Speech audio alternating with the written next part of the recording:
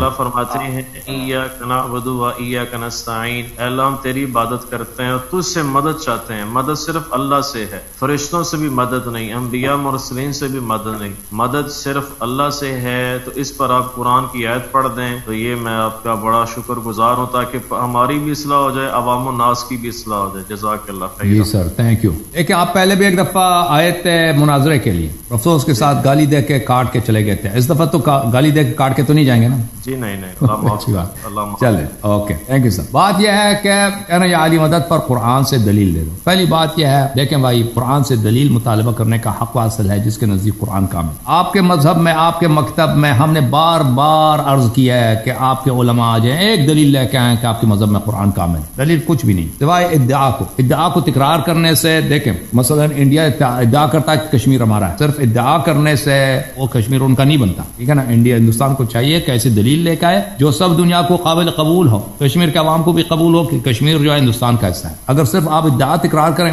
کشمیر میرا، کشمیر میرا، کشمیر اٹوٹ انگ ہے ہندوستان کا، اس سے وہ کچھ بھی نہیں بنتا، ٹھیک ہے نا؟ تنازع ختم نہیں ہوتا۔ جو لوگ کہتے ہیں کہ ہمارے مذہب ہمارا تو عقیدہ ہے کہ قرآن کامل ہے، تو وہ دلیل لے کے آؤ جس کی روح سے تم قرآن کو کامل کہتے ہو۔ جب تمہارا عقیدہ ہے کہ قرآن 7 حروف پہ نازل ہوئی ہیں اور ایک حرف کا دوسرے حرف کے ساتھ، اس کا اختلاف الفاظ پر ہے، الفاظ پر، اور اس میں سے 6 حرف انا للہ و انا الیہ راجعون ہو گیا، اور ایک حرف جو بچا ہے اس میں سے بھی بہت بڑا حصہ ضائع ہو چکا ہے، تو 7 میں سے 6 ضائع ہو جائے، ٹھیک ہے نا؟ یہ تقریباً 87% بنتے ہیں، 87% چلا گیا، انا للہ و انا الیہ راجعون۔ 13% جو بچ گیا، 13% میں سے بھی بہت حصہ چلا گیا، تو کتنا بچ گیا پھر؟ تو بہت کم قرآن بچا۔ اور یہ جو میں عرض کر رہا ہوں یہ آپ کے متفق علیہ متواتر روایات میں موجود نہیں ہے کہ شاذ روایات، ضعیف روایات، حروف 7 کے روایات آپ کے کتب میں متواتر ہیں۔ لہذا آپ لوگوں کا بھائی صاحب جو قرآن فلان چیز مجھے قرآن سے دکھاؤ، پہلے تم کامل قرآن لے کے آؤ، ٹھیک ہے نا؟ اگر آپ کہتے ہو کہ نہیں، جو کہتے ہیں کہ قرآن عقیدہ یہ قرآن ناقص ہے وہ کافر ہے، تو پھر آ جاؤ، پھر ماشاءاللہ پھر سنبھال لو کہ صحابہ کرام، بخاری، مسلم، یہ احمد بن حنبل، یہ سب کافر بن جاتے ہیں، تو پھر تمہارا